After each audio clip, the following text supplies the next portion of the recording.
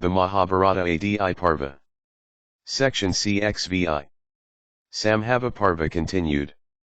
Janamejaya said, O sinless one, thou hast narrated to me from the beginning all about the birth of Dhritarashtra's 100 sons owing to the boon granted by the Rishi. But thou hast not told me as yet any particulars about the birth of the daughter. Thou hast merely said that, over and above the 100 sons, there was another son named Yuyutsu, begotten upon a Vaishya woman, and a daughter.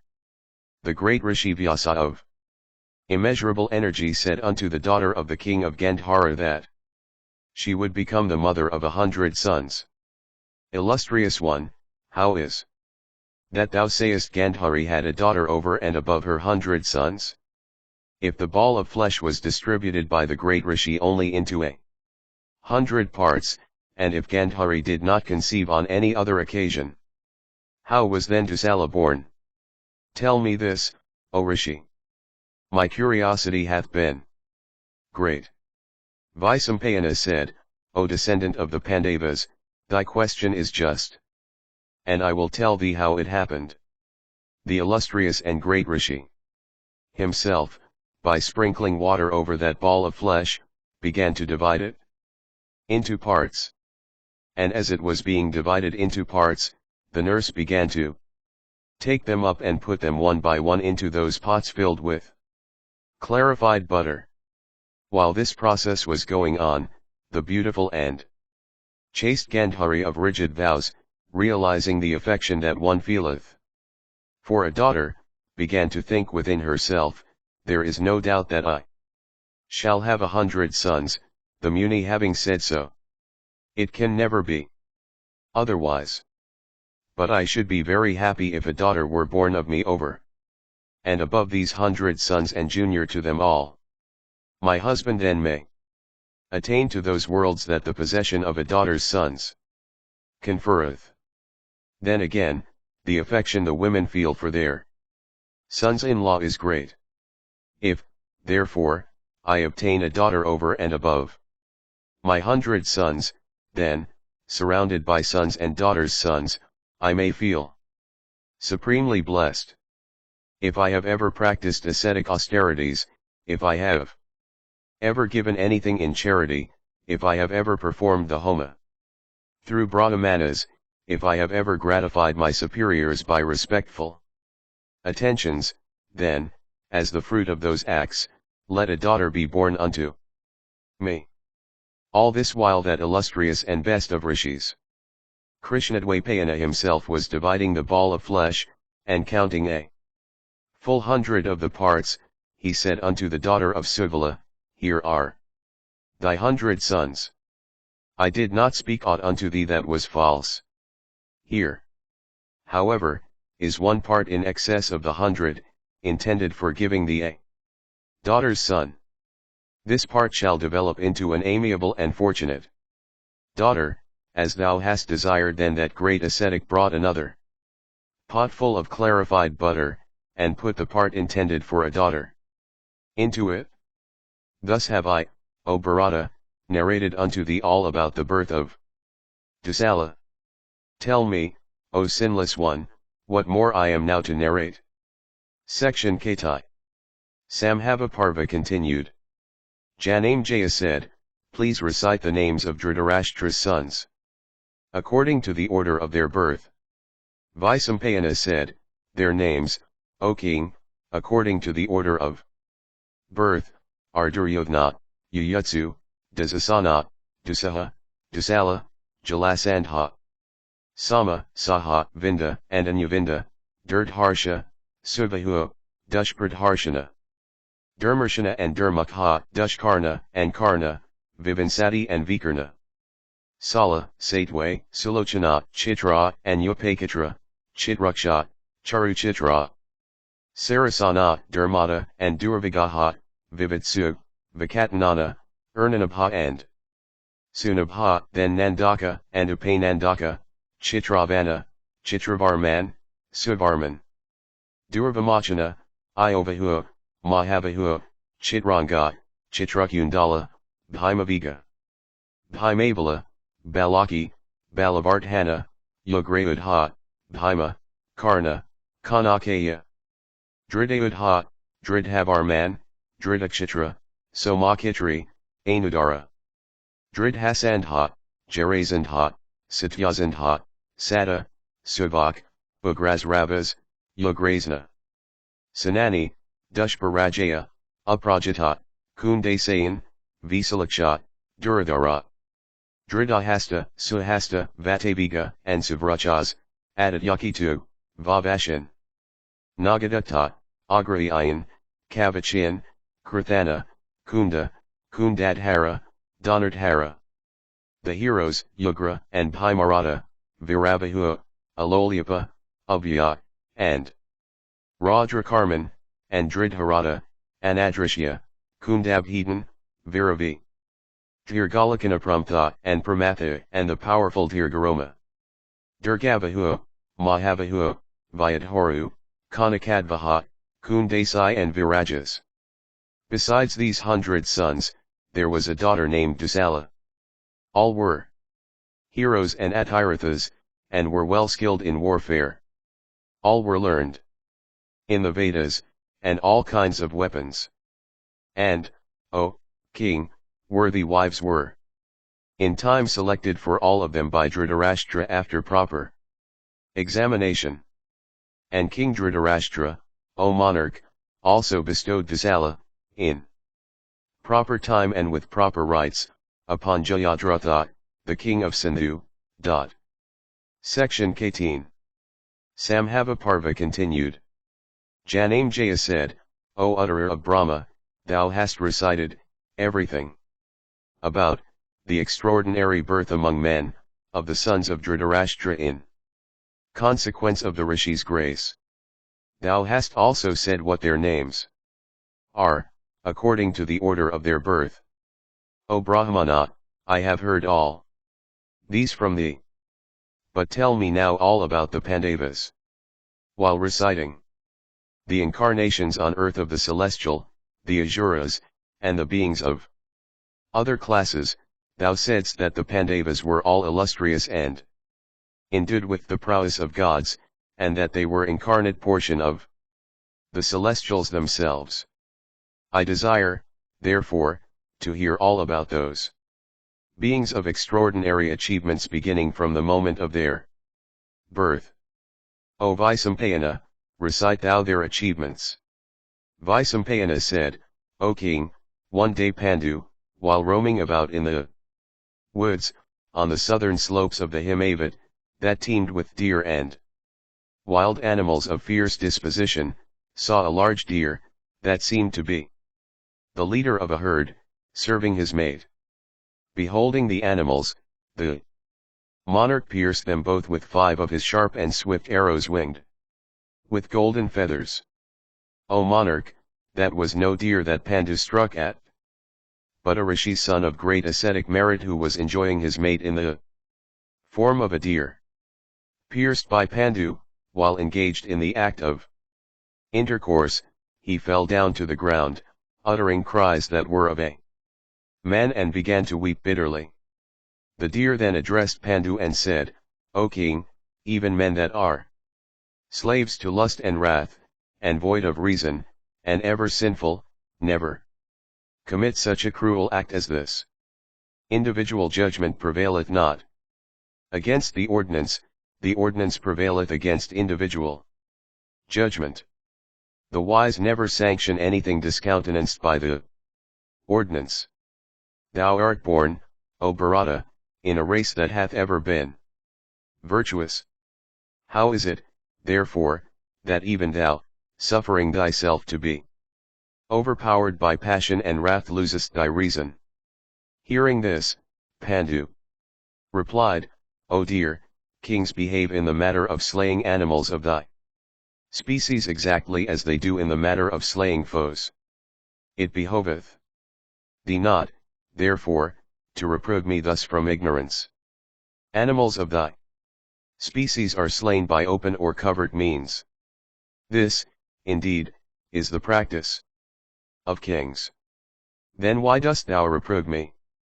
Formerly, the Rishi Agastya, while engaged in the performance of a grand sacrifice, chased the deer, and devoted every deer in the forest unto the gods in general.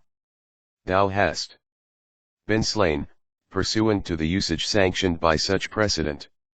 Wherefore reprovest us then? For his especial sacrifices Agastya performed the homa with fat of the deer. The deer then said, O king, men do not let fly their arrows at their enemies when the latter are unprepared. But there is a time for doing it, viz., after declaration of hostilities. Slaughter at such a time is not censurable. Pandu replied, It is well known that men slay deer by various effective means without regarding whether the animals are careful or careless. Therefore, O deer, why dost thou reprove me? The deer then said, O king, I did not blame thee for thy having killed a deer, or for the injury thou hast done to me. But, instead of acting so cruelly, thou shouldst have waited till the completion of my act of intercourse. What man of wisdom and virtue is there that can kill a deer while engaged in such an act? The time of sexual intercourse is agreeable to every creature and productive of good to all. O king, with this my mate I was engaged in the gratification of my sexual desire.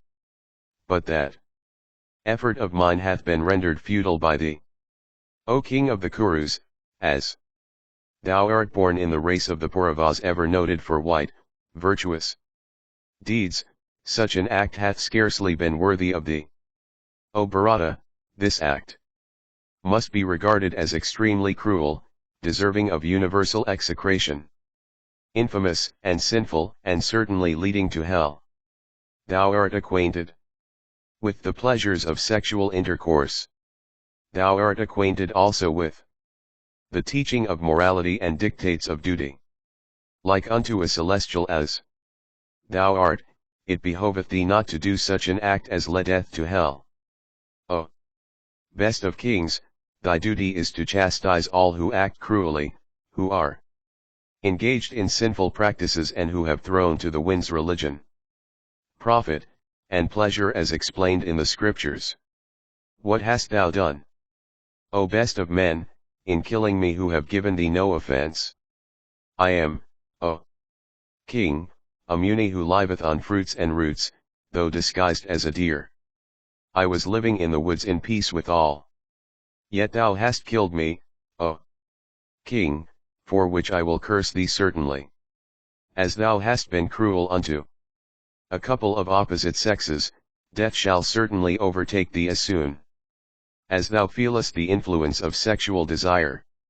I am a Muni of the name of Kindama, possessed of ascetic merit. I was engaged in sexual intercourse with this deer, because my feelings of modesty did not permit me to indulge in such an act in human society. In the form of a deer I rove in the deep woods in the company of other deer. Thou hast slain me without knowing that I am a Brahmana. The sin of having slain a Brahmana shall not, therefore, be thine. But senseless man, as you have killed me, disguised as a deer, at such a time, thy fate shall certainly be even like mine. When, approaching thy wife lustfully, thou wilt unite with her, even as I had done with mine, in that very state shalt thou have to go to the world of the spirits. And that wife of thine with whom thou mayst be united in intercourse at the time of thy death shall also follow thee with affection and reverence to the domains of the king of the dead. Thou hast brought me grief when I was happy. So shall grief come to thee when thou art in happiness. Vaisampayana continued, saying this, that deer, afflicted with grief, gave up the ghost, and Pandu also was plunged in woe at the sight.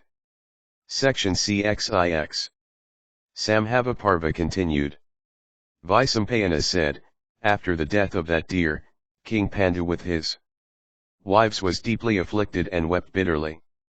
And he exclaimed, the wicked, even if born in virtuous families, deluded by their own passions, become overwhelmed with misery as the fruit of their own deeds. I have heard that my father, though begotten by Santanu of virtuous soul, was cut off while still a youth, only because he had become a slave to his lust. In the soil of that lustful king, the illustrious Rishi Krishnadwapayana himself, of truthful speech, begot me. A son though I am of such a being, with my wicked heart wedded to vice, I am yet leading a wandering life in the woods in the chase of the deer. Oh, the very gods have forsaken me. I shall seek salvation now. The great impediments to salvation are the desire to beget children, and other concerns of the world. I shall now adopt the Brahmacharya mode of life and follow in the imperishable wake of my father. I shall certainly bring my passions under complete control by severe ascetic penances. Forsaking my wives and other relatives and shaving my head, alone shall I wander over the earth, begging for my subsistence from each of these trees standing here. Forsaking every object of affection and aversion, and covering my body with dust, I shall make the shelter of trees or deserted houses my home. I shall never yield to influence of sorrow or joy, and I shall regard slander and eulogy in the same light. I shall not seek benedictions or bows. I shall be at peace with all, and shall not accept gifts. I shall not mock anybody, nor shall I knit my brows at any one, but shall be ever cheerful and devoted to the good of all creatures. I shall not harm any of the four orders of life gifted with power of locomotion or otherwise, viz., oviparous and viviparous creatures and worms and vegetables. But on the contrary, preserve an equality of behavior towards all, as if they were my own children. Once a day shall I beg of 5 or 10 families at the most, and if I do not succeed in obtaining alms, I shall then go without food. I shall rather stint myself than beg more than once of the same person. If I do not obtain anything after completing my round of 7 or 10 houses, moved by covetousness, I shall not enlarge my round. Whether I obtain or fail to obtain alms, I shall be equally unmoved like a great ascetic. One lopping off an arm of mine with a hatchet, and one smearing another arm with sandal paste, shall be regarded by me equally. I shall not wish prosperity to the one or misery to the other. I shall not be pleased with life or displeased with death. I shall neither desire to live nor to die. Washing my heart of all sins, I shall certainly transcend those sacred rites productive of happiness, that men perform in auspicious moments, days, and periods. I shall also abstain from all acts of religion and profit, and also those that lead to the gratification of the senses. Freed from all sins and snares of the world, I shall be like the wind, subject to none. Following the path of fearlessness and bearing myself in this way, I shall at last lay down my life. Destitute of the power of begetting children, firmly adhering to the line of duty, I shall not certainly deviate therefrom in order to tread in the vile path of the world that is so full of misery. Whether respected or disrespected in the world, that man who from covetousness casteth on others a begging look, certainly behaveth like a dog. Destitute as I am of the power of procreation, I should not certainly, from desire of offspring, solicit others to give me children. Vaisampayana continued. The king, having thus wept in sorrow, with a sigh looked at his 2 wives Kunti and Madri, and addressing them said, "Let the princess of Kosala, my mother, Vijaya, the king with our friends, the venerable Satyavati, Bhishma, the priests of our family, illustrious Soma drinking Brahmanas of rigid vows, and all elderly citizens depending on us be informed, after being prepared for it, that Pandu hath retired into the woods to lead a life of asceticism. Hearing these words of their lord, who had set his heart on a life of asceticism in the woods, both Kunti and Madri addressed him in these proper words. O bull of Bharata's race, there are many other modes of life which thou canst adopt, and in which thou canst undergo the severest penances along with us, thy wedded wives, in which for the salvation of thy body, freedom from rebirth, thou mayest obtain heaven. We also, in the company of our Lord, and for his benefit, controlling our passions and bidding adieu to all luxuries, shall subject ourselves to the severest austerities. O King, O thou of great wisdom, if thou abandonest us, we shall then this very day truly depart from this world. Pandu replied, if, indeed, this your resolve springeth from virtue, then with you both I shall follow the imperishable path of my fathers. Abandoning the luxuries of cities and towns, clad in barks of trees, and living on fruits and roots, I shall wander in deep woods, practicing the severest penances. Bathing morning and evening, I shall perform the Homa. I shall reduce my body by eating very sparingly, and shall wear rags and skins and knotted locks on my head. Exposing myself to heat and cold, and disregarding hunger and thirst, I shall reduce my body by severe ascetic penances. I shall live in solitude, and I shall give myself up to contemplation. I shall eat fruit, ripe or green, that I may find. I shall offer oblations to the Pitris, Manes, and the gods with speech, water, and the fruits of the wilderness. I shall not see, far less harm, any of the denizens of the woods, or any of my relatives, or any of the residents of cities and towns. Until I lay down this body, I shall thus practice the severe ordinances of the Vanaprastha scriptures, always searching for severer ones that they may contain.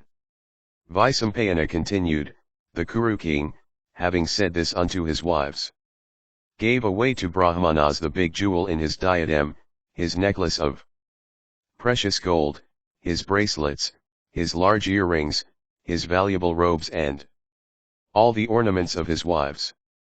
Then summoning his attendants, he commended them, saying, return yet to Hastinapura, and proclaim unto all that Pandu with his wives hath gone into the woods, foregoing wealth, desire, happiness, and even sexual appetite. Then those followers and attendants, hearing these and other soft words of the king, set up a loud wail, uttering, oh, we are undone. Then with hot tears trickling down their cheeks they left the monarch and returned to Hastinapura with speed, carrying that wealth with them, that was to be distributed in charity. Then Dhritarashtra, that first of men, hearing from them everything that had happened in the woods, wept for his brother. He brooded over his affliction continually, little relishing the comfort of beds and seats and dishes. Meanwhile, the Kuru prince Pandu, after sending away his attendants, accompanied by his two wives and eating fruits and roots, went to the mountains of Nagasata. He next went to Kshetrarata, and then crossed the Kalakuta, and finally, crossing the Himavat, he arrived at Gandhamadana. Protected by Mahabhutas, Siddhas, and great rishis, Pandu lived, O king, sometimes on level ground and sometimes on mountain slopes. He then journeyed on to the lake of Indradhyumna, whence crossing the mountains of Hansakuta, he went to the mountain of 100 Peaks, Satasringa, and there continued to practice ascetic austerities. Section CXX. Samhava Parva continued. Vaisampayana said, Pandu, possessed of great energy, then devoted himself to asceticism. Within a short time he became the favorite of the whole body of the Siddhas and Charanas residing there. And, O Bharata, devoted to the service of his spiritual masters, free from vanity, with Mind under complete control and the passions fully subdued, the prince, becoming competent to enter heaven by his own energy, attained to great ascetic prowess. Some of the rishis would call him brother, some friend, while others cherished him as their son. And, O bull of Bharata's race, having acquired after a long time great ascetic merit coupled with complete singleness, Pandu became even like a Brahmarshi, though he was a Kshatriya by birth. On a certain day of the new moon, the great rishis of rigid vows assembled together, and desirous of beholding Brahman were on the point of starting on their expedition. Seeing them about to start, Pandu asked those ascetics, saying, "Ye first of eloquent men, where shall we go?" The rishis answered, "There will be a great gathering today, in the abode of Brahman, of celestials, rishis and pitris. Desirous of beholding the self-create we shall go there today."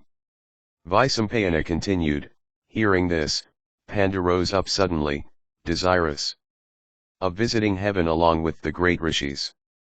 Accompanied by his two wives, when he was on the point of following the rishis in the northerly direction from the mountain of 100 peaks, those ascetics addressed him saying, "In our northward march, while gradually ascending the king of mountains, we have seen on its delightful breast many regions inaccessible to ordinary mortals, retreats also of the gods, and Gandharvas and Apsaras, with palatial mansions by hundreds clustering thick around and resounding with the sweet notes of celestial music, the gardens of Kavero laid out on even and uneven grounds, banks of mighty rivers, and deep caverns.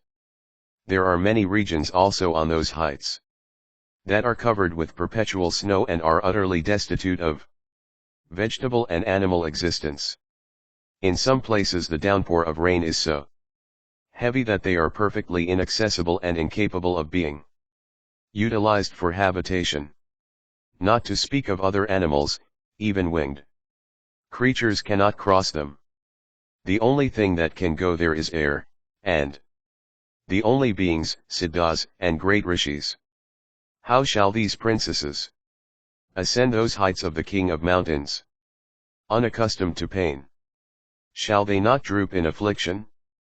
Therefore, come not with us, O bull of Bharata's race." Pandu replied, "Ye fortunate ones, it is said that for the sunless there is no admittance into heaven. I am sunless. I in affliction I speak unto you. I am afflicted because I have not been able to discharge the debt I owe to my ancestors. It is certain that with the dissolution of this my body my ancestors perish. Men are born on this earth with 4 debts, viz. those due unto the deceased ancestors, the gods, the rishis, and other men. In justice these must be discharged. The wise have declared that no regions of bliss exist for them that neglect to pay these debts. In due time, the gods are paid, gratified, by sacrifices, the rishis, by study, meditation, and asceticism, the deceased ancestors, by begetting children and offering the funeral cake, and, lastly other men, by leading a humane and inoffensive life. I have justly discharged my obligations to the rishis, the gods, and other men. But those others than these 3 are sure to perish with the dissolution of my body. Ye ascetics, I am not yet freed from the debt I owe to my deceased ancestors. The best of men are born in this world to beget children for discharging that debt. I would ask you, should children be begotten in my soil, upon my wives, as I myself was begotten in the soil of my father by the eminent rishi? The rishis said, O king of virtuous soul, there is progeny in store for thee, that is sinless and blessed with good fortune and like unto the gods. We behold it all with our prophetic eyes. Therefore, O tiger among men, Accomplish by your own acts that which destiny pointeth at. Men of intelligence, acting with deliberation, always obtain good fruits. It behoveth thee, therefore, O king, to exert thyself. The fruits thou wouldst obtain are distinctly visible. Thou wouldst really obtain accomplished and agreeable progeny.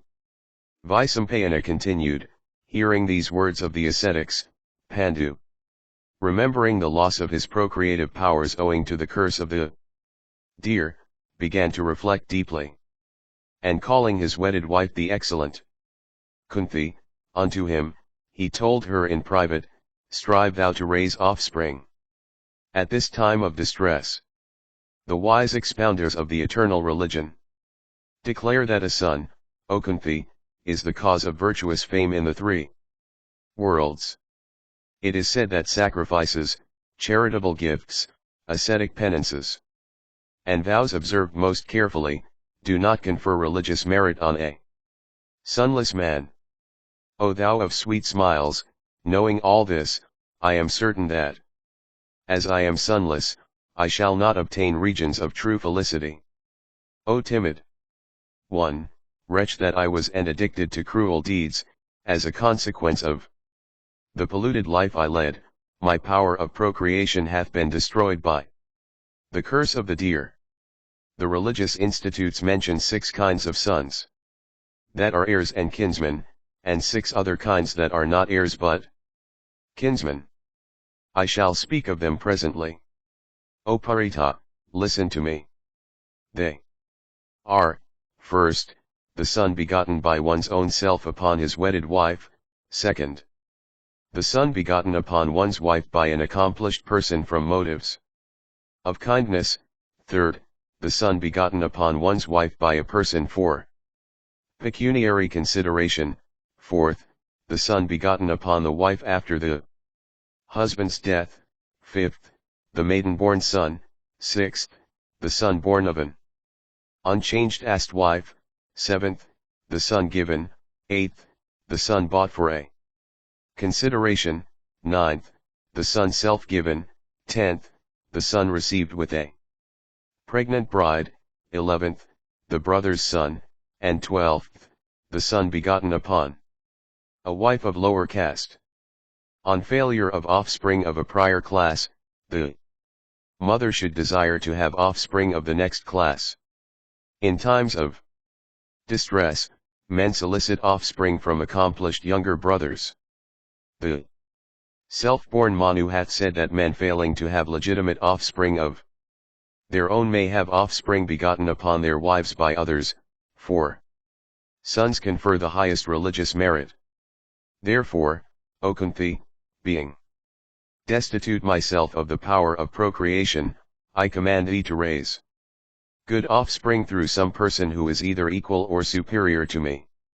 O Kunti, listen to the history of the daughter of Saradandayana who was appointed by her lord to raise offspring. That warrior dame, when her monthly season arrived, bathed duly and in the night went out and waited on a spot where 4 roads met. She did not wait long when a Brahmana, crowned with ascetic success, came there. The daughter of Saradandayana solicited him for offspring. After pouring libations of clarified butter on the fire, in the performance of the sacrifice known by the name of Punzavana, she brought forth 3 sons that were mighty car warriors and of whom Durajaya was the eldest, begotten upon her by that Brahmana. O thou of good fortune, do thou follow that warrior dame's example at my command, and speedily raise offspring out of the seed of some Brahmana of high ascetic merit. Section CXXI. Sambhava Parva continued. Vaisampayana said, thus addressed, Kunti replied unto her heroic lord, King Pandu, that bull amongst the Kurus, saying, O virtuous one, it behoveth thee not to say so unto me. I am, O thou lotus-eyed one, thy wedded wife, devoted to thee. O Bharata of mighty arms, thyself shalt in righteousness beget upon me children endued with great energy. Then I shall ascend to heaven with thee, O Prince of Kuru's race, receive me in thy embrace for begetting children. I shall not certainly, even in imagination, accept any other man except thee in my embraces. What other man is there in this world superior to thee? O virtuous one, listen to this Puranic narrative that hath been, O thou of large eyes, heard by me, and that I shall presently narrate. There was, in ancient times, a king in the race of Puru, known by the name of Vayashidasway. He was devoted to truth and virtue. A virtuous soul and mighty arms. On one occasion, while he was performing a sacrifice, the gods with Indra and the great rishis came to him, and Indra was so intoxicated with the soma juice he drank and the brahmanas with the large presents they received, that both the gods and the great rishis began themselves to perform everything appertaining to that sacrifice of the illustrious royal sage. And thereupon Vayashidasway began to shine above all men like the sun appearing in double splendor after the season of frost is over. And the powerful Vayashidasway, who was endued with the strength of 10 elephants, very soon performed the horse sacrifice, overthrowing, O best of monarchs, all the kings of the east, the north, the west and the south, and exacted tributes from them all. There is an anecdote, O best of the Kurus, that is sung by all reciters of the Puranas, in connection with that first of all men, the illustrious Vayashidasway having conquered the whole earth up to the coast of the sea. Vayashidasway protected every class of his subjects as a father does his own begotten sons. Performing many great sacrifices, he gave away much wealth to the Brahmanas. After collecting unlimited jewels and precious stones, he made arrangements for performing still greater ones. And he performed also the Agnishtoma, and other special Vedic sacrifices, extracting great quantities of soma juice. And, O king, Vayashidasway had for his dear wife, Bhadra, the daughter of Kakshivat, unrivaled for beauty on earth. And it hath been heard by us that the couple loved each other deeply. King Vayashidasway was seldom separated from his wife.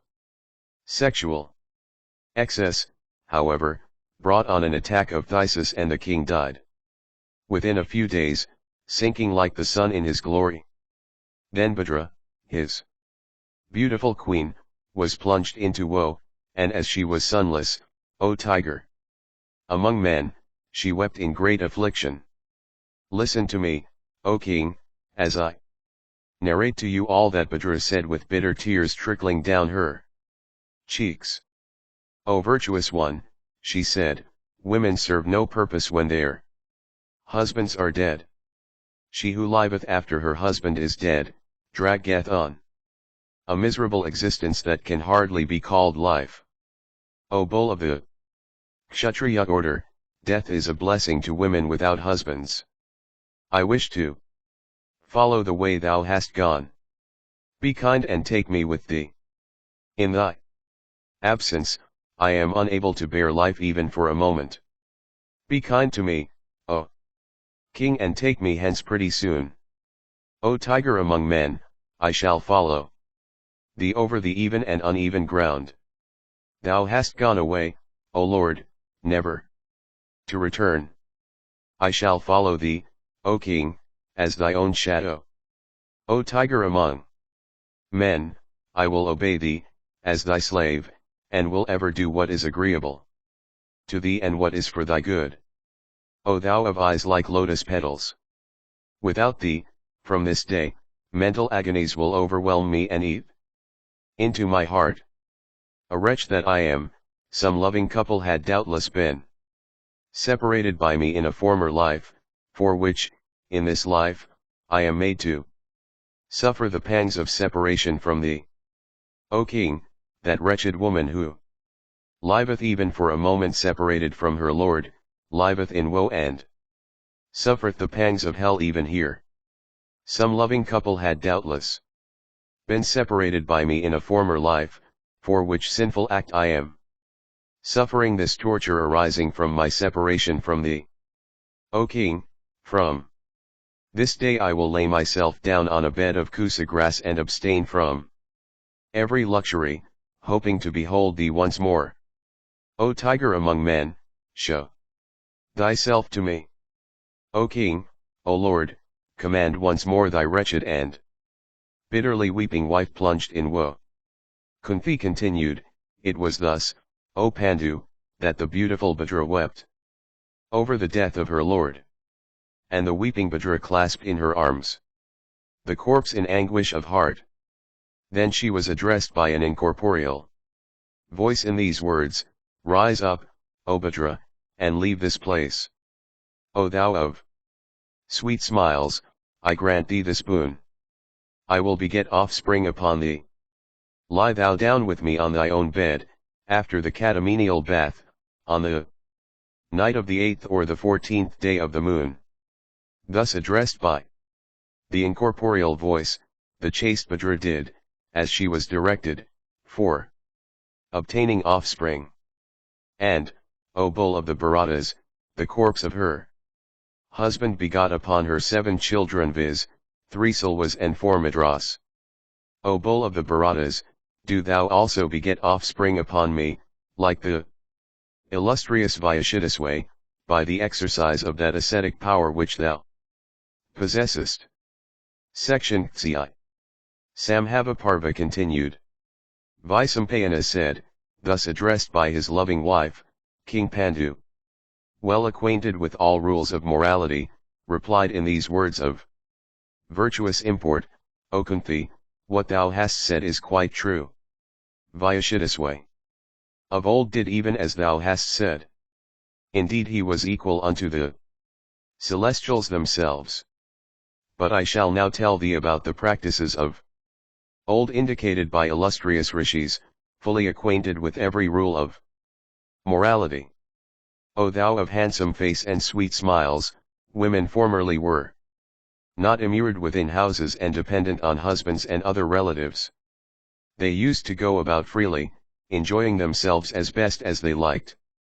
O thou of excellent qualities, they did not then adhere to their husbands faithfully, and yet, O handsome one, they were not regarded sinful, for that was the sanctioned usage of the times.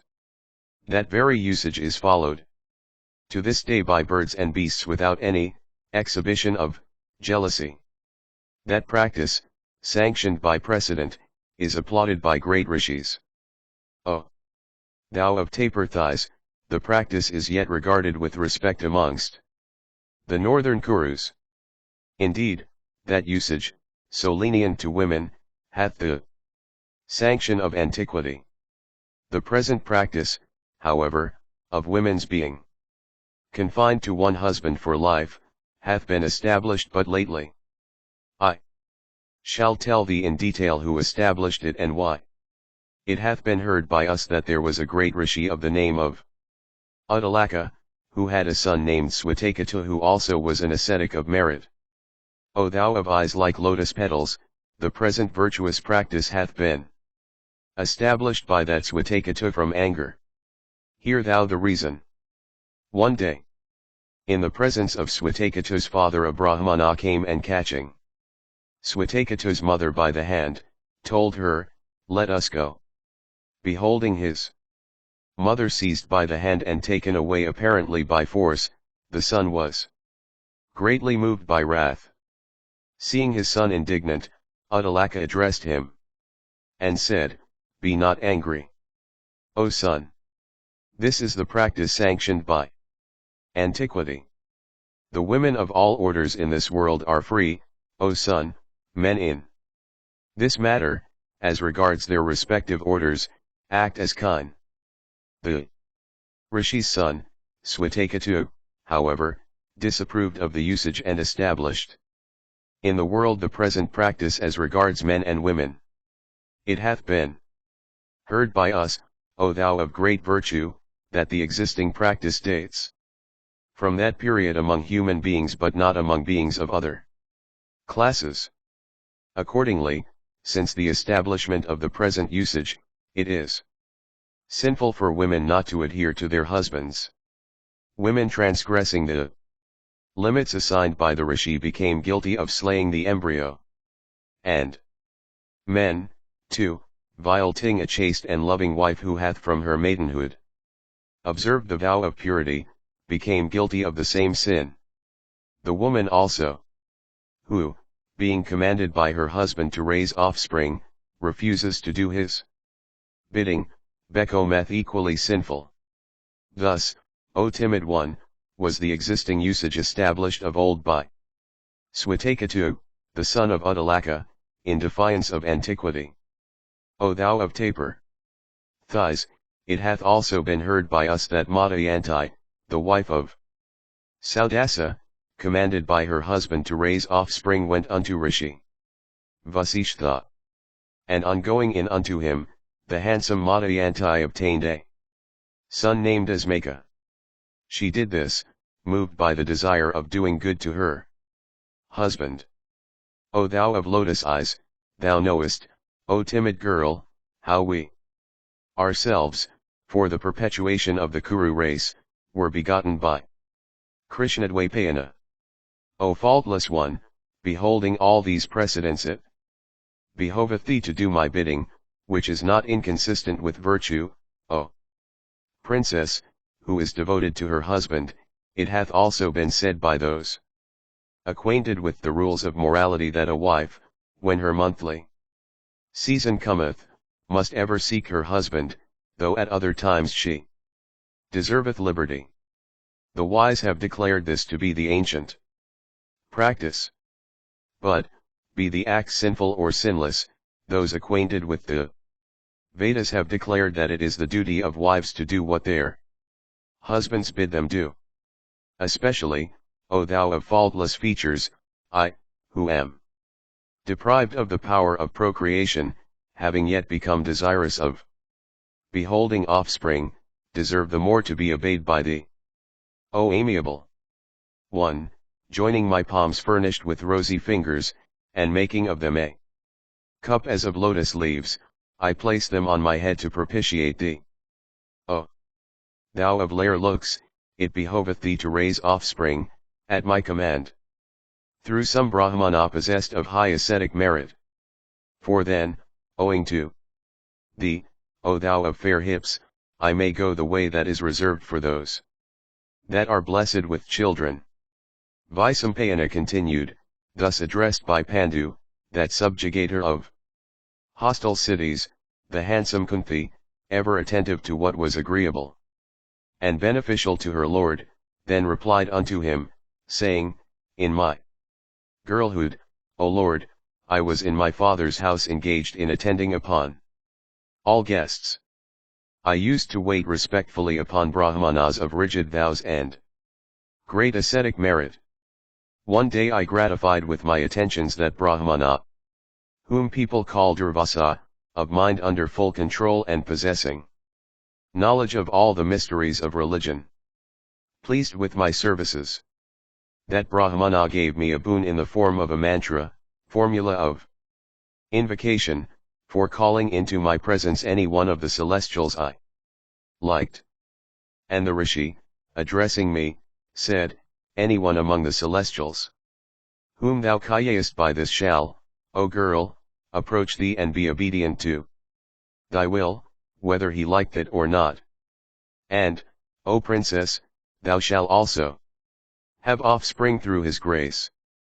O Bharata, that Brahmana told me this when I lived in my father's house. The words uttered by the Brahmana can never be false. The time also hath come when they may yield fruit. Commanded by thee, O royal sage, I can by that mantra summon any of the celestials, so that we may have good children. O foremost of all truthful men, tell me which of the celestials I shall summon. Know that, as regards this matter, I await your commands. Hearing this, Panda replied, O handsome one, strive duly this very day to gratify our wishes. Fortunate one, summon thou the God of justice. He is the most virtuous of the celestials. The God of justice and virtue will never be able to pollute us with sin.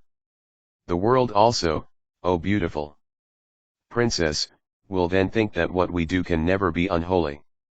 The Son also that we shall obtain from him shall in virtue be certainly the foremost among the Kurus.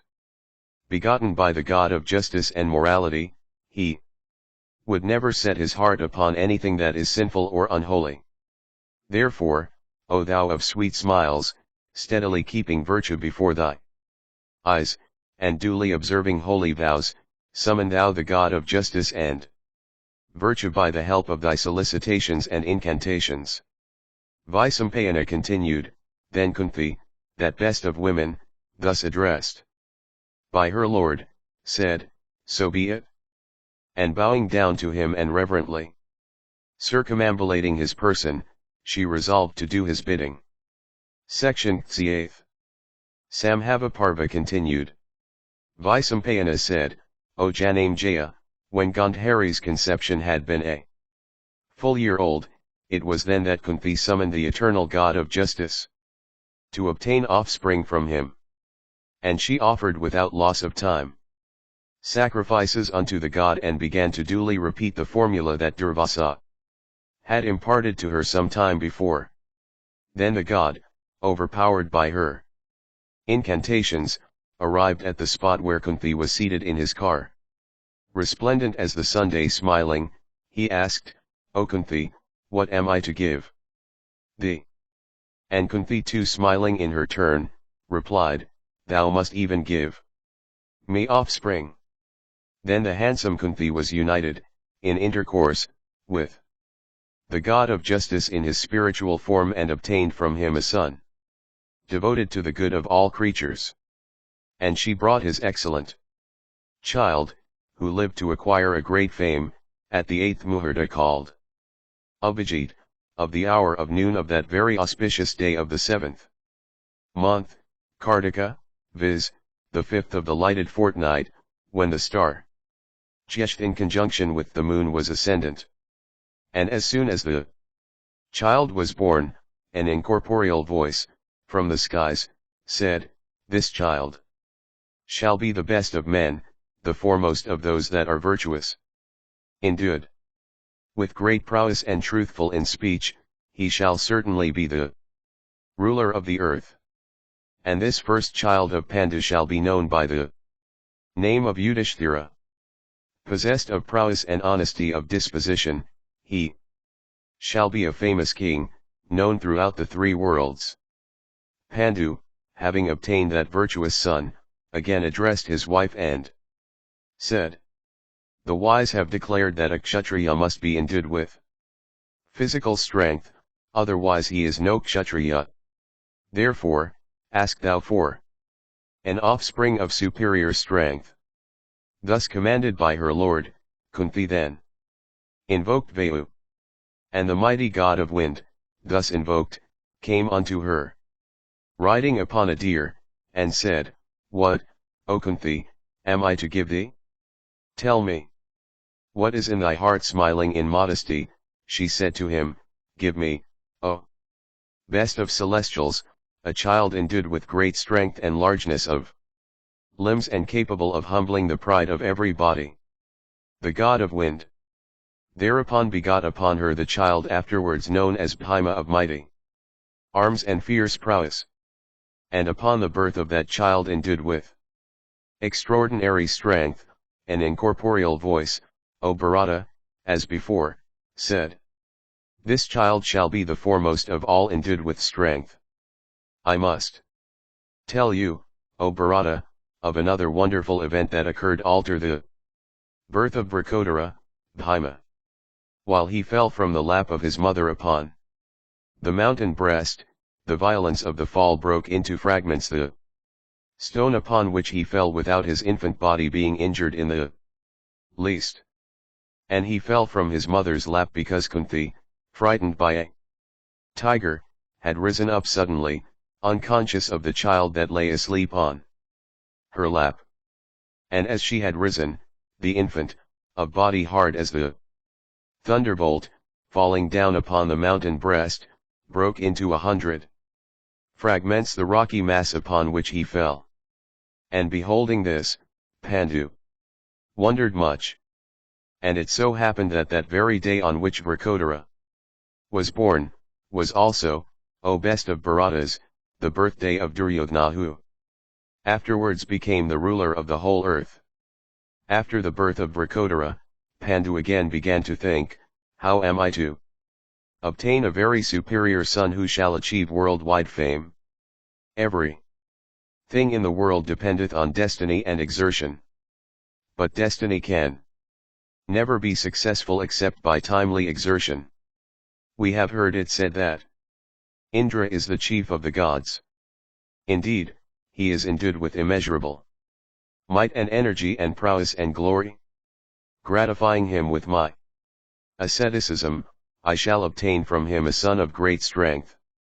Indeed, the son he giveth me must be superior to all and capable of vanquishing in battle all men and creatures other than men.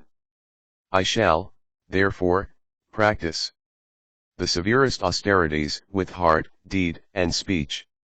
After this, the Kuru king Pandu, taking counsel with the great rishis, commanded Kunti to observe an auspicious vow for 1 full year, while he himself commenced, O Bharata, to stand upon one leg from morning to evening, and practice other severe austerities with mind wrapped in meditation, for gratifying the Lord of the Celestials.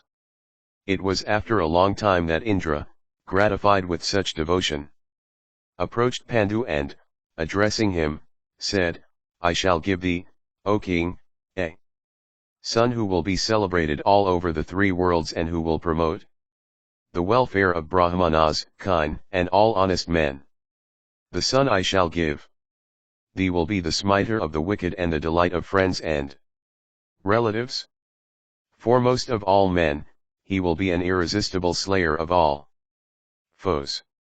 Thus addressed by Vasva, the king of the celestials, the virtuous king of the Kuru race, well recollecting those words, said unto Kunti, O fortunate one, thy vow hath become successful. The Lord of the celestials hath been gratified, and is willing to give thee a son such as thou desirest, of superhuman achievements and great fame.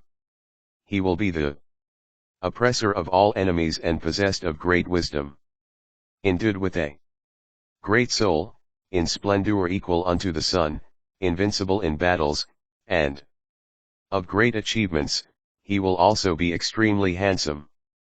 O thou of fair hips and sweet smiles, the Lord of the Celestials hath become gracious to thee.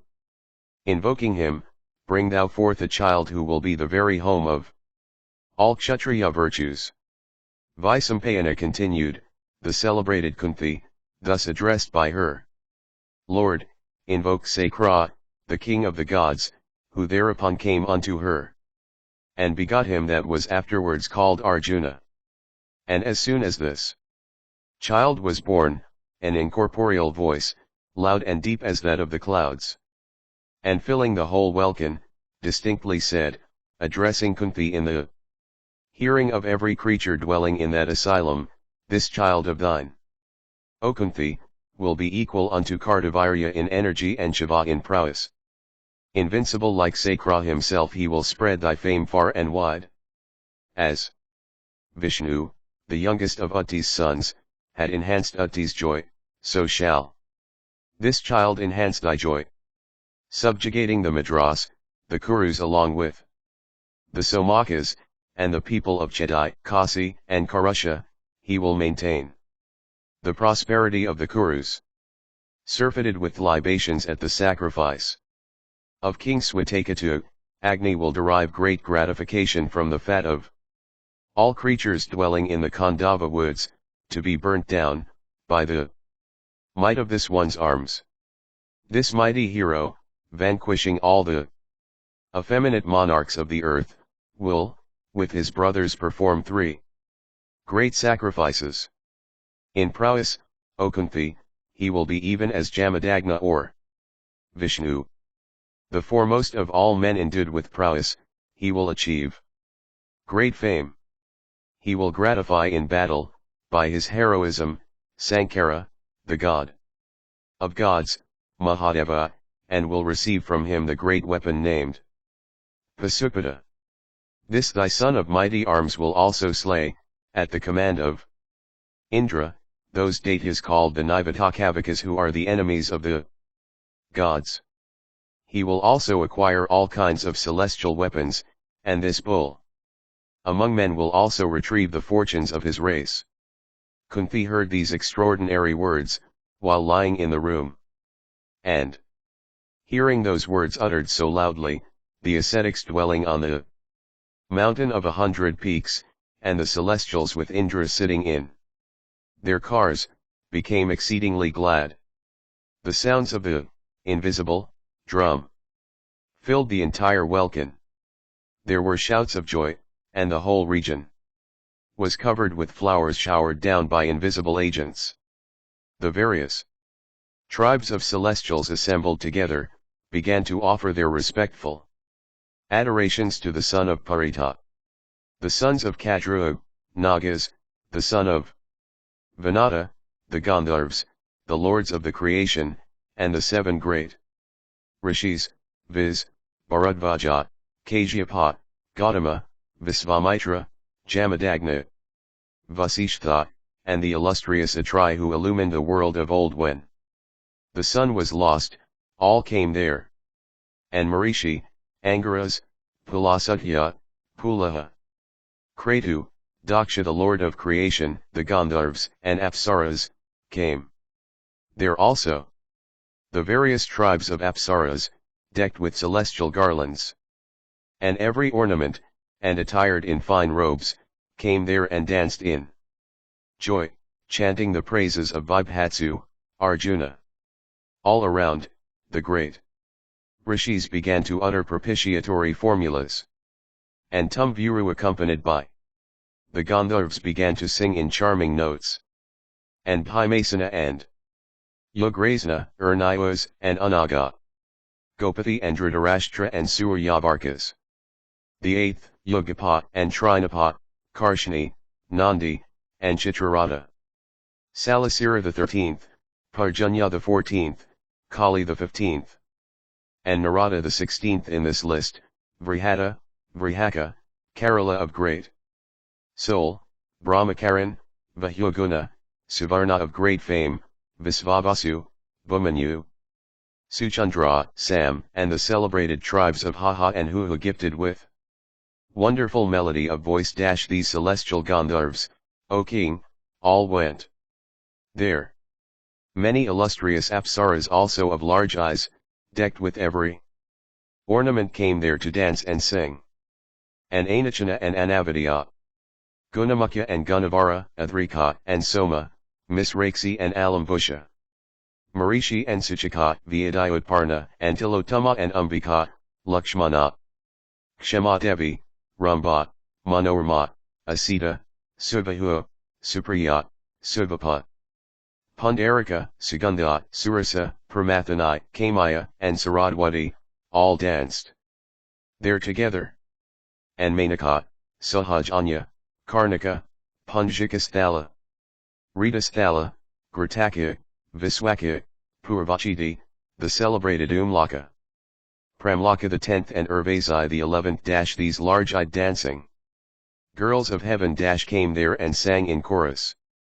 And Dharti and Aryaman, and Mitra and Varuna, Bhaga and Indra, Vivasvat, Pushun, Tivastri and Parjanya or Vishnu, these 12 Adityas came there to glorify Pandu's son. And, O king, Mrigavyadha, Sarpa, the celebrated Niriti, Ajaykapata, Ahavradna, Pinakan, Dahana, Iswara, Kapalan, Sthanu, and the illustrious Bhaga. These 11 Rudras also came there. And the twin Aswins, the 8 Vasus, the mighty Maruts, the Viswidevas, and the Sathyas, also came there. And Karkotaka, Vasuki, Kashyapa, Kunda, and the great Naga, Taxhaka - these mighty and wrathful snakes possessed of high ascetic merit also came there. Antarctia, Arishthanami, Garuda.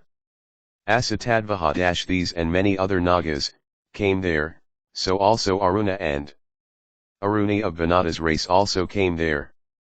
And only great rishis crowned with ascetic success and not others saw those celestials and other beings seated in their cars or waiting on the mountain peaks. Those best of Munis beholding that wonderful sight, became amazed, and their love and affection for the children of Pandu was in consequence enhanced.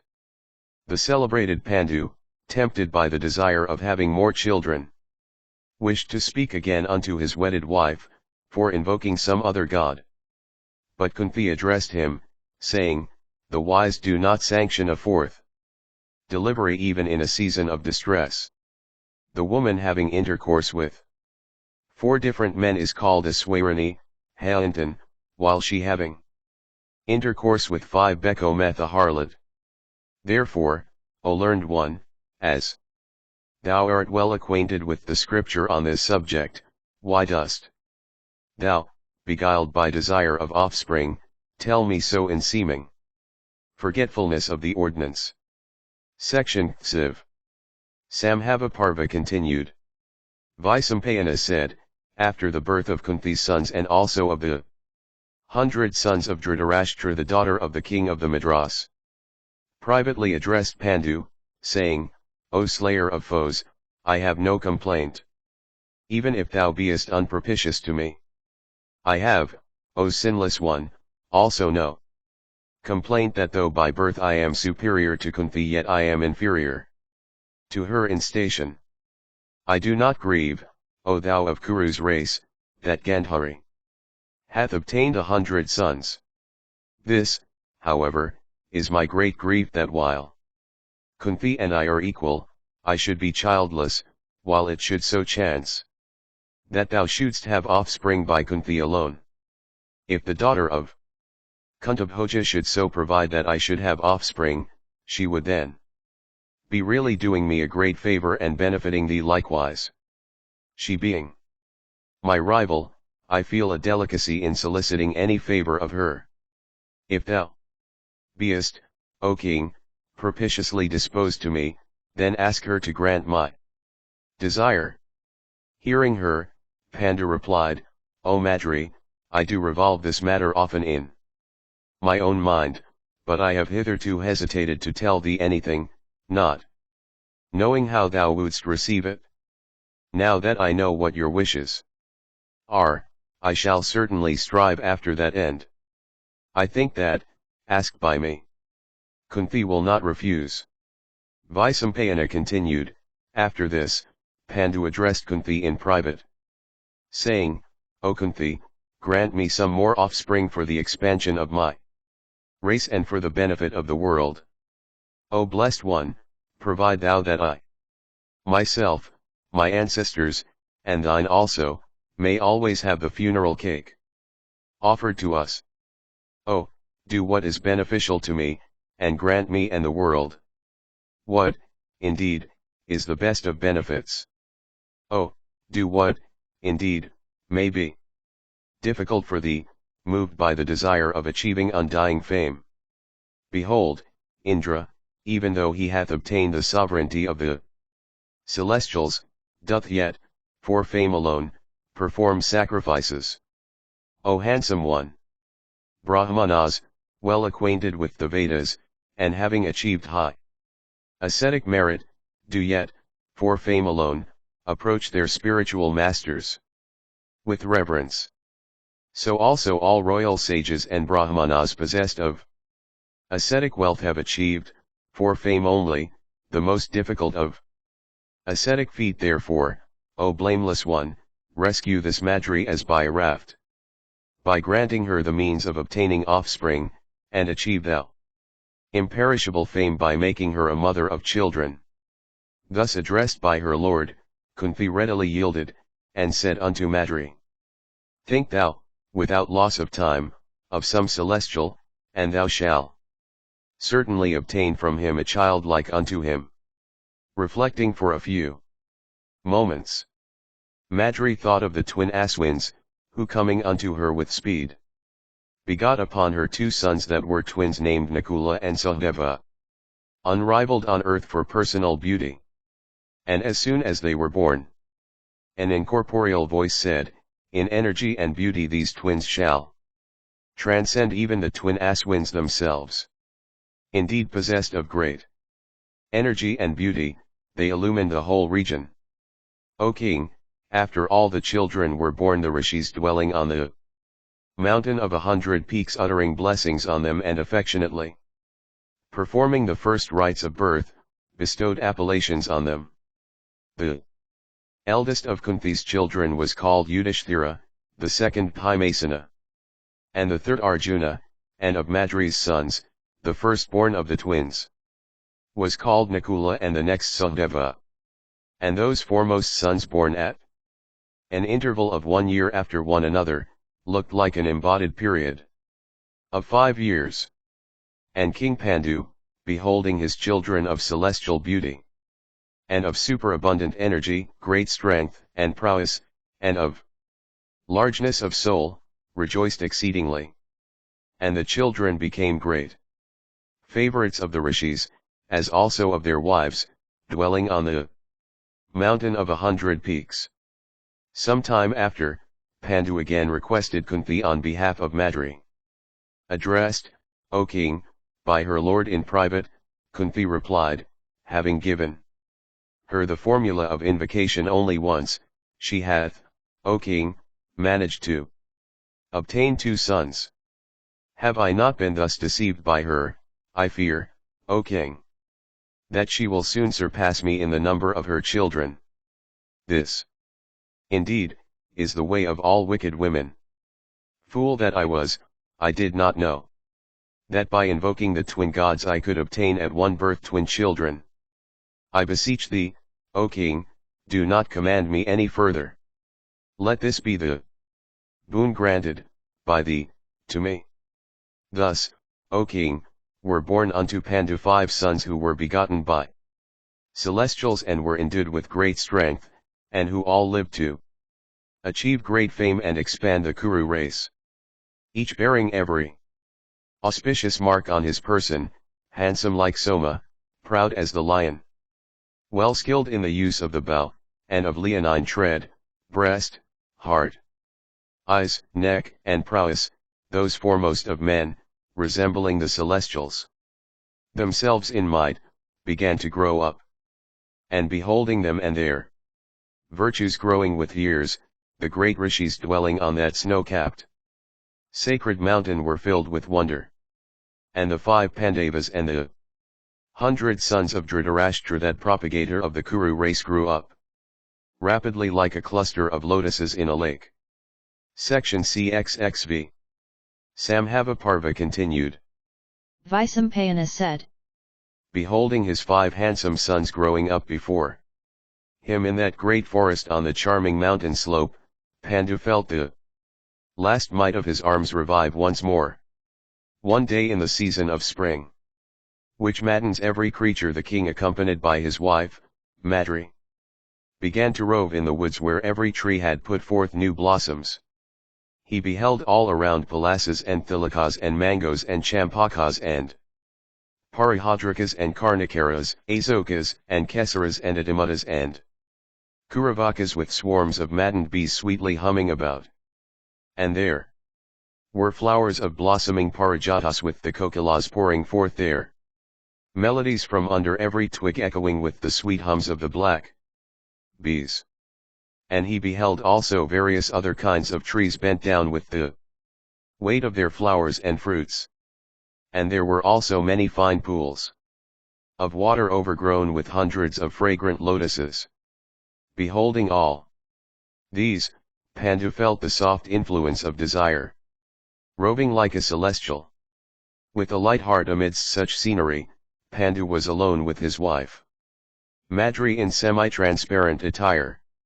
And beholding the youthful Madri thus attired, the king's desire flamed up like a forest fire.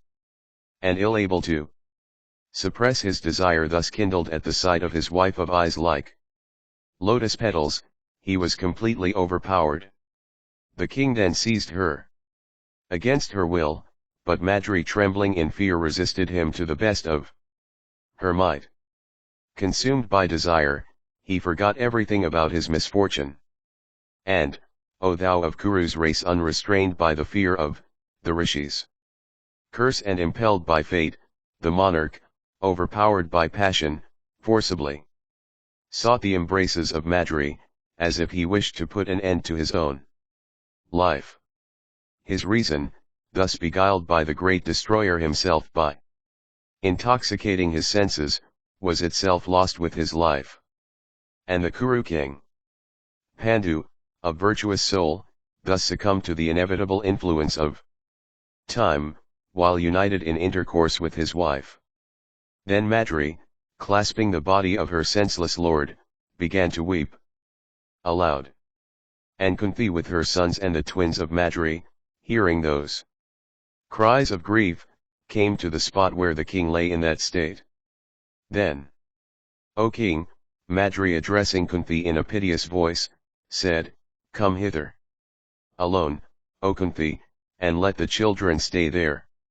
Hearing these words, Kunti, bidding the children stay, ran with speed, exclaiming, Woe to me! And beholding both Pandu and Madri lying prostrate on the ground, she went in grief and affliction, saying, Of passions under complete control, this hero, O Madri, had all along been watched by me with care. How did he then, forgetting the Rishi's curse, approach thee with enkindled desire? O Madri, this foremost of men should have been protected by thee. Why didst thou tempt him into solitude? Always melancholy at the thought of the Rishi's curse, how came he to be merry with thee in solitude? O Princess of Valhika, more fortunate than myself. Thou art really to be envied, for thou hast seen the face of our Lord, suffused with gladness and joy. Madri then replied, saying, Revered sister, with tears in my eyes, I resisted the king, but he could not control himself, bent on, as it were, making the Rishi's curse true. Kunti then said, I am the older of his wedded wives, the chief religious merit must be mine. Therefore, O Madri, prevent me not from achieving that which must be achieved. I must follow our Lord to the region of the dead. Rise up, O Madri, and yield me his body. Rear thou these children. Madri replied, saying, I do clasp our Lord yet, and have not allowed him to depart, therefore, I shall follow him. My appetite hath not been appeased. Thou art my older sister, O let me have thy sanction. This foremost one of the Bharata princes had approached me, desiring to have intercourse. His appetite unsatiated, shall I not follow him in the region of Yama to gratify him? O revered one, if I survive thee, it is certain I shall not be able to rear thy children as if they were mine. Will not sin touch me on that account? But, thou, O Kunti, shall be able to bring my sons up as if they were thine. The king, in seeking me wishfully, hath gone to the region of spirits, therefore, my body should be burnt with his. O revered sister, withhold not thy sanction to this which is agreeable to me. Thou wilt certainly bring up the children carefully. That indeed, would be very agreeable to me. I have no other direction to give. Vaisampayana continued, having said this, the daughter of the king of Madras, the wedded wife of Pandu, ascended the funeral pyre of her lord. That bull among men. Section C. Sambhava Parva continued. Vaisampayana said, the godlike rishis, wise in counsels, beholding the death of Pandu, consulted with one another, and said, the virtuous and renowned King Pandu, abandoning both sovereignty and kingdom came hither. For practicing ascetic austerities and resigned himself to the ascetics. Dwelling on this mountain. He hath hence ascended to heaven, leaving his wife and infant sons as a trust in our hands. Our duty now is to repair to his kingdom with these his offspring, and his wife. Vaisampayana continued, then those godlike rishis of magnanimous hearts, and crowned with ascetic success, summoning one another, resolved to go to Hastinapura with Pandu's children ahead, desiring to place them in the hands of Bhishma and Dhritarashtra. The ascetics set out that very moment, taking with them those children and Kunti and the two dead bodies. And though unused to toil all her life, the affectionate Kunti now regarded as very short the really long journey she had to perform. Having arrived at Kurajangala within a short time, the illustrious Kunti presented herself at the principal gate. The ascetics then charged the porters to inform the king of their arrival. The men carried the message in a trice to the court.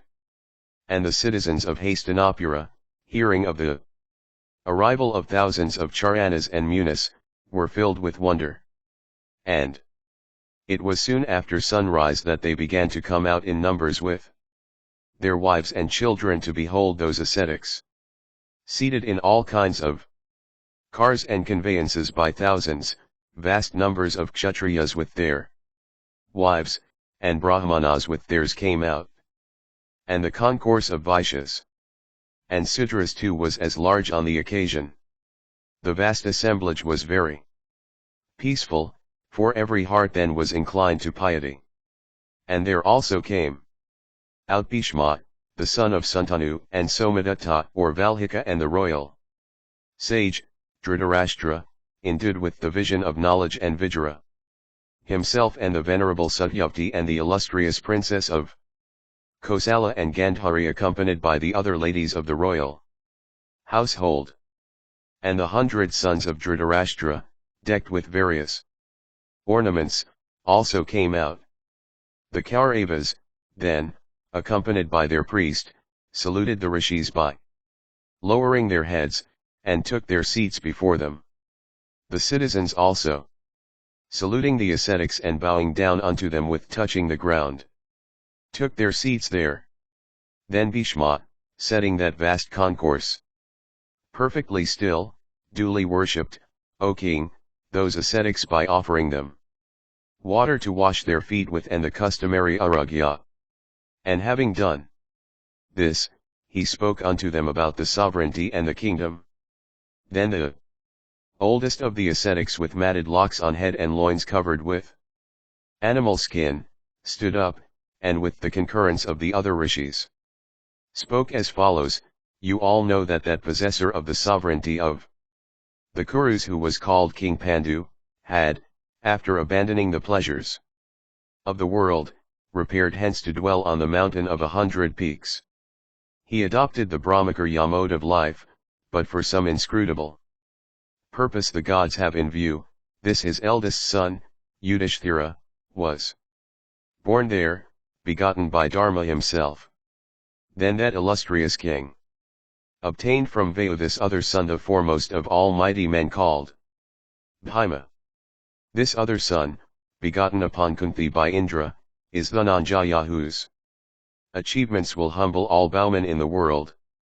Look here again at these tigers among men, mighty in the use of the bow, the twin children, begotten upon Madri by the twin Aswins, leading in righteousness the life of a Vanaprastha in the woods. Illustrious Pandu hath thus revived the almost extinct line of his grandfather.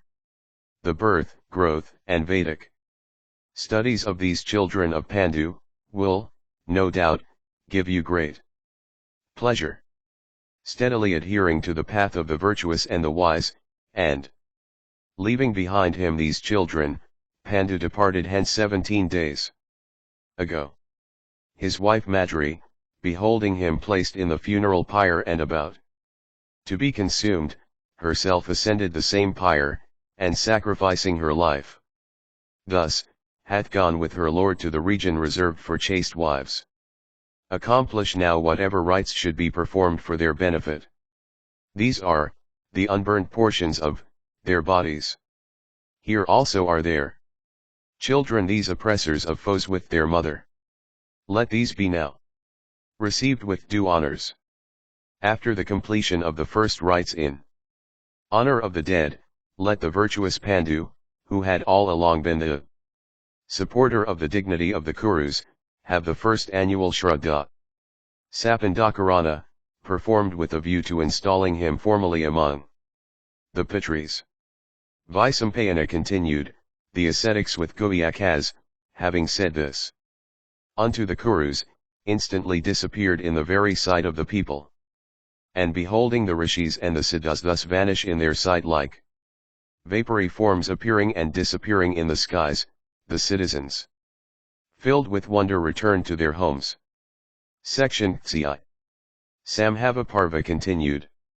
Vaisampayana continued, Dhritarashtra then said, O Vijara, celebrate the funeral ceremonies of that lion among kings, viz., Pandu, and of Madri.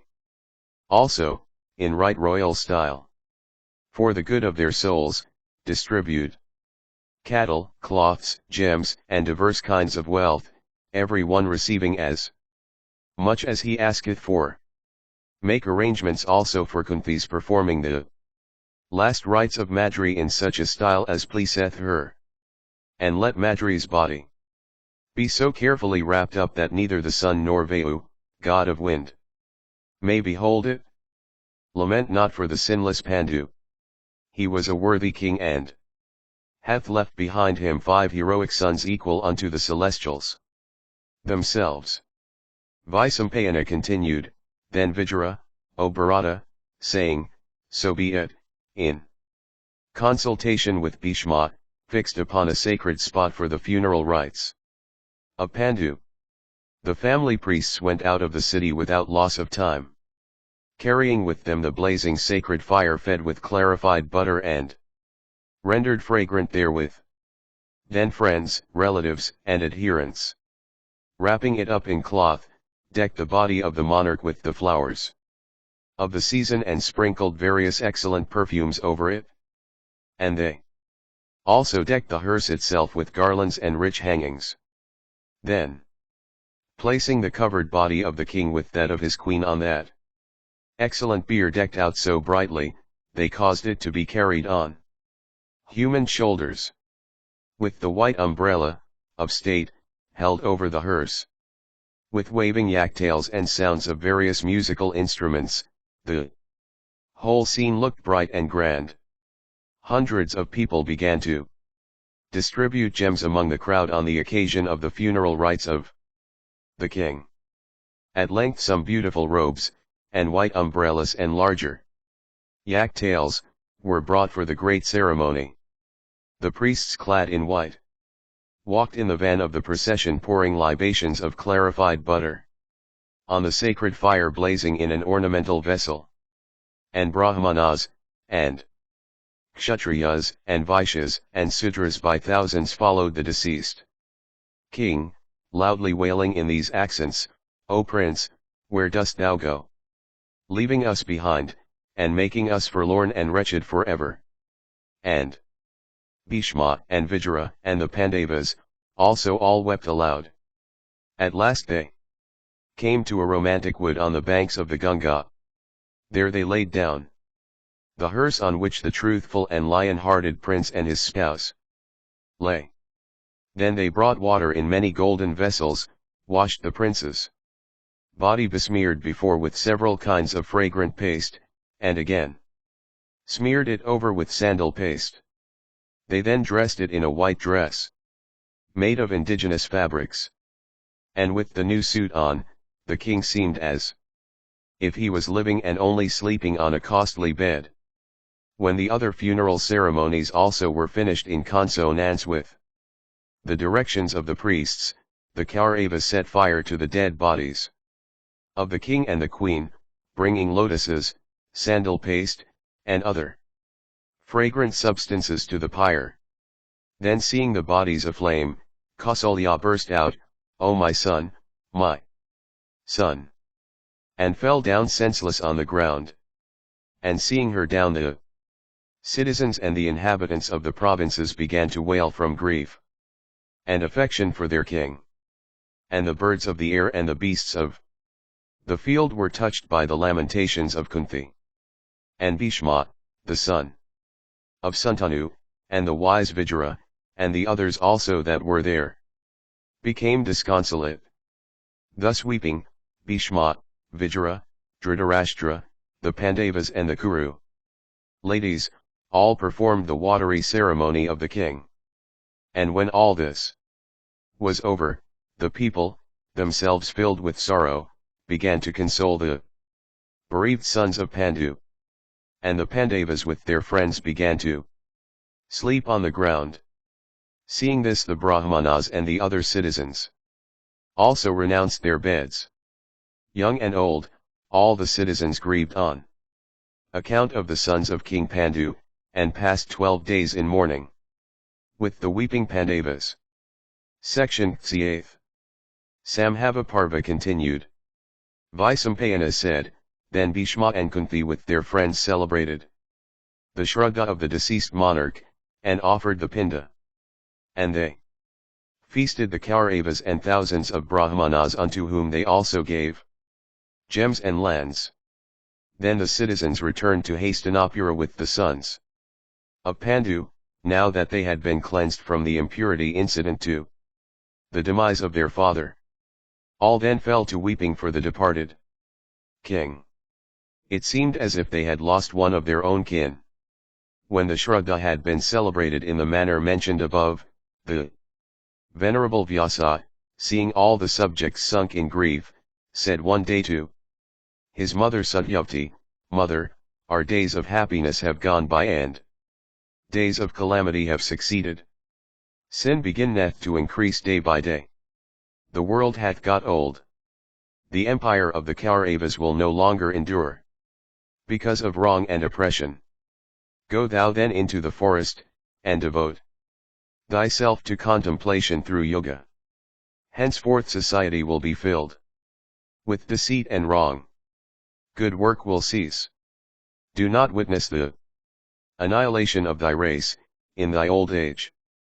Acquiescing in the words of Vyasa, Satyavati entered the inner apartments and addressed her daughter-in-law, saying, "O Ambika, I hear that in consequence of the deeds of your grandsons, this Bharata dynasty and its subjects will perish. If thou permit, I would go to the forest with Kausalya, so grieved at the loss of her son." O king, saying this, the queen, taking the permission of Bhishma also, went to the forest. And arriving there with her 2 daughters-in-law, she became engaged in profound contemplation, and in good time leaving her body ascended to heaven. Vaisampayana continued, then the sons of King Pandu, having gone through all the purifying rites prescribed in the Vedas, began to grow up in princely style in the home of their father.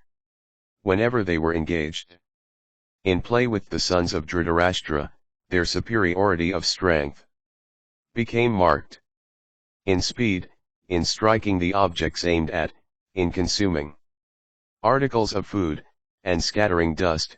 Bhimasena beat all the sons of Dhritarashtra. The son of the wind god pulled them by the hair and made them fight with one another, laughing all the while. And Vrkodara easily defeated those 101 children of great energy as if they were one instead of being 101. The second Pandava used to seize them by the hair, and throwing them down, to drag them along the earth. By this, some had their knees broken, some their heads, and some their shoulders. That youth, sometimes holding 10 of them, drowned them in water, till they were nearly dead. When the sons of Dhritarashtra got up to the boughs of a tree for plucking fruits, Bhima used to shake that tree, by striking it with his foot, so that down came the fruits and the fruit pluckers at the same time. In fact, those princes were no match for Bhima in pugilistic encounters, in speed, or in skill. Bhima used to make a display of his strength by thus tormenting them in childishness but not from malice. Seeing these wonderful exhibitions of the might of Bhima, the powerful Duryodhana, the eldest son of Dhritarashtra, began to conceive hostility towards him. And the wicked and unrighteous Duryodhana, through ignorance and ambition, prepared himself for an act of sin. He thought, there is no other individual who can compare with Bhima, the second son of Pandu, in point of prowess. I shall have to destroy him by artifice. Singly, Bhima dares a century of us to the combat. Therefore, when he shall sleep in the garden, I shall throw him into the current of the Ganga. Afterwards, confining his eldest brother Yudhishthira and his younger brother Arjuna, I shall reign sole king without molestation. Determined. Thus, the wicked Duryodhana was ever on the watch to find out an opportunity for injuring Bhima. And, O Bharata, at length at a beautiful place called Pramanakoti on the banks of the Ganga, he built a palace, decorated with hangings of broadcloth and other rich stuffs. And he built this palace for sporting in the water there, and filled it with all kinds of entertaining things and choice viands. Gay flags waved on the top of this mansion. The name of the house was the Water Sport House. Skillful cooks prepared various kinds of viands. When all was ready, the officers gave intimation to Duryodhana. Then the evil-minded prince said unto the Pandavas, let us all go to the banks of the Ganga graced with trees and crowned with flowers and sport there in the water. And upon Yudhishthira agreeing to this, the sons of Dhritarashtra, taking the Pandavas with them, mounted country-born elephants of great size and cars resembling towns, and left the metropolis.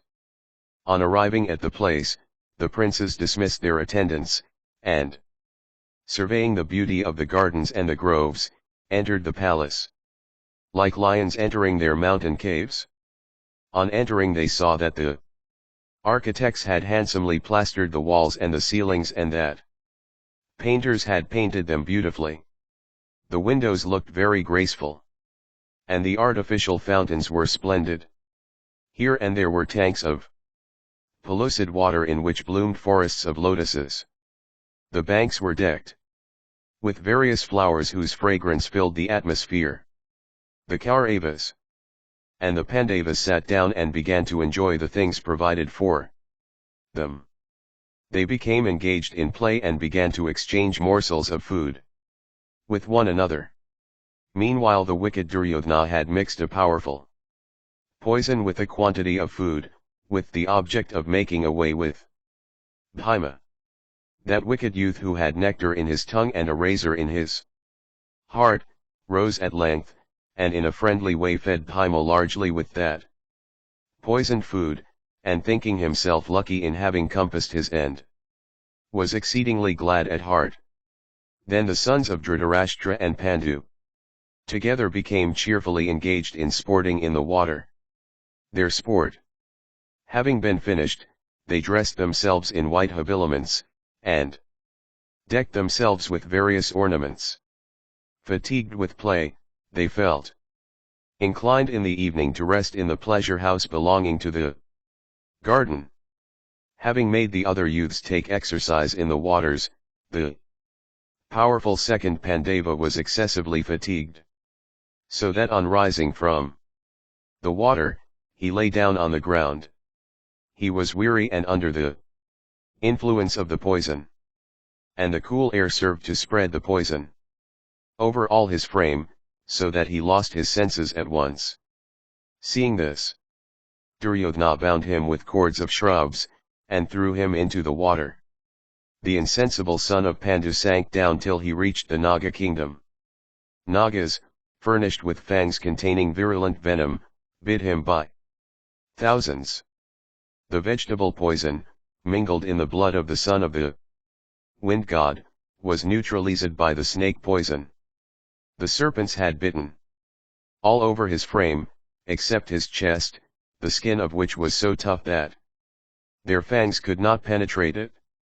On regaining consciousness, the son of Kunti burst his bands and began to press the snakes down under the ground.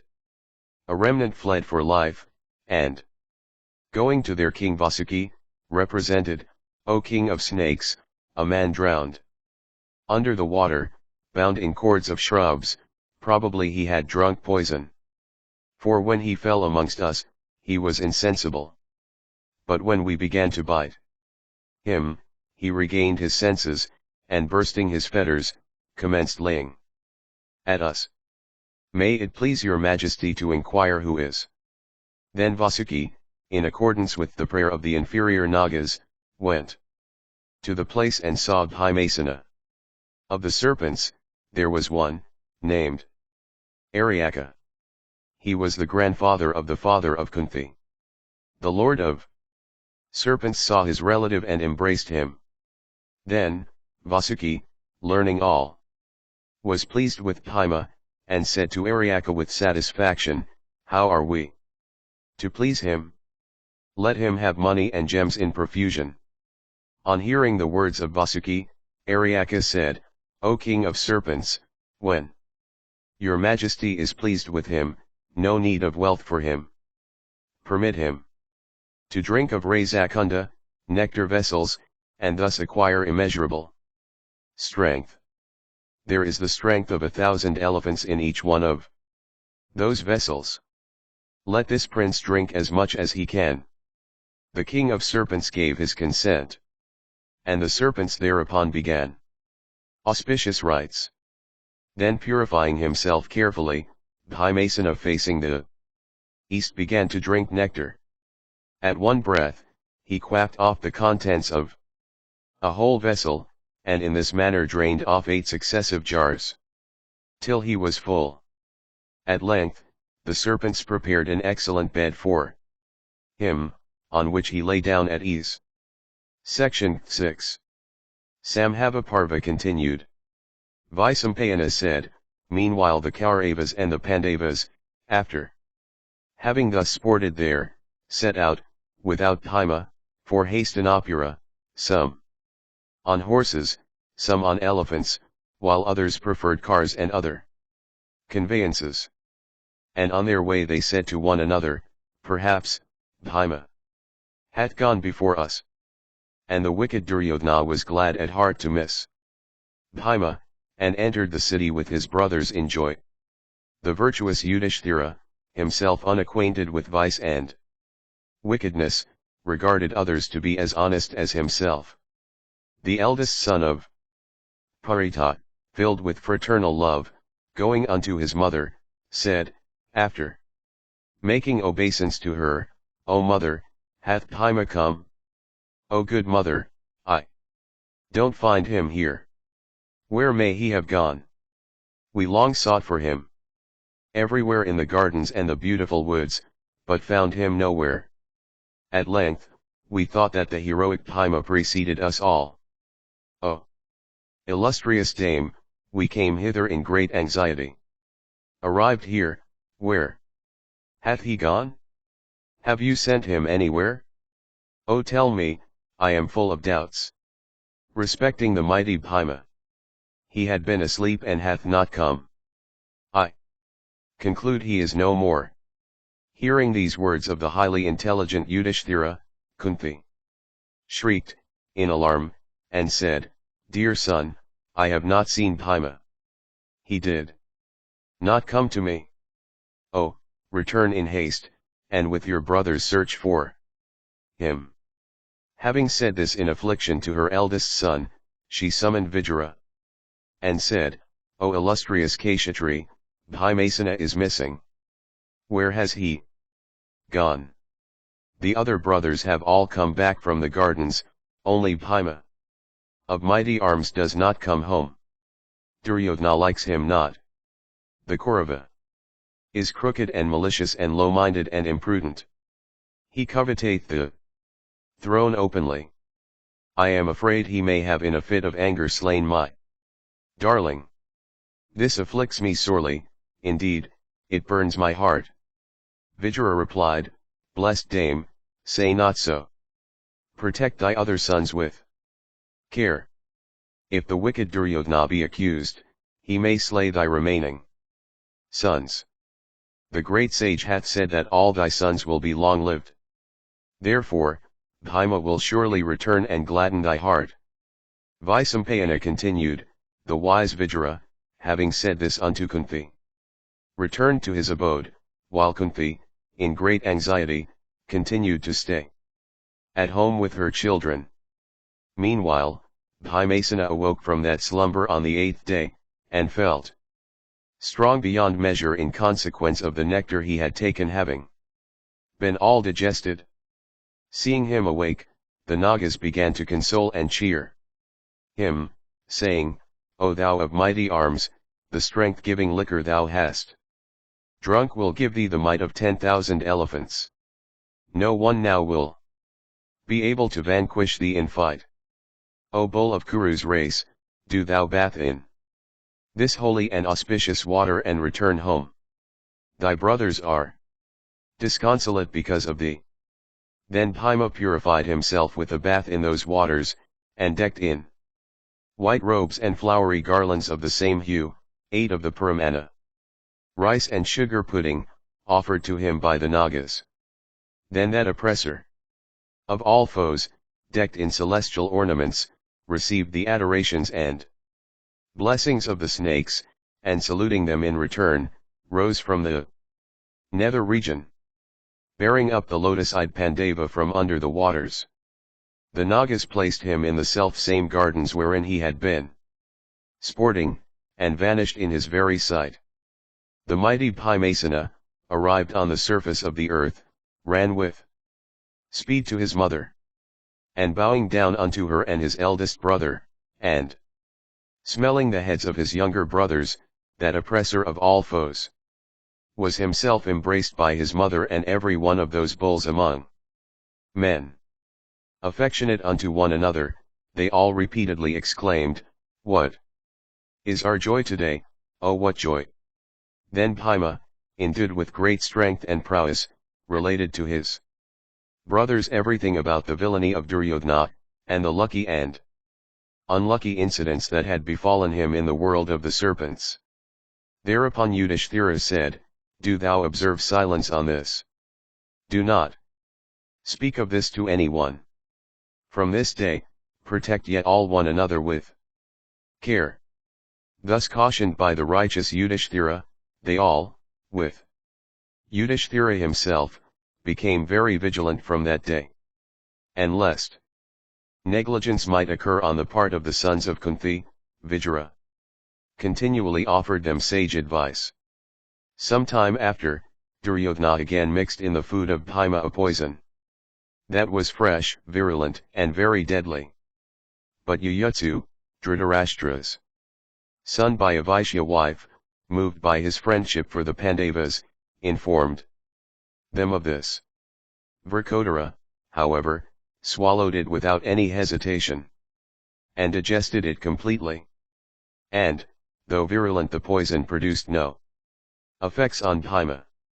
When that terrible poison intended for the destruction of Bhima failed of its effect, Duryodhana, Karna and Sakuni, without giving up their wicked design, had recourse to numerous other contrivances for accomplishing the death of the Pandavas. And though every one of these contrivances was fully known to the Pandavas, yet in accordance with the advice of Vijaya they suppressed their indignation. Meanwhile, the king, Dhritarashtra, beholding the Kuru princes passing their time in idleness and growing naughty, appointed Gautama as their preceptor and sent them unto him for instruction. Born among a clump of heath, Gautama was well skilled in the Vedas, and it was under him, also called Kripa, that the Kuru princes began to learn the use of arms.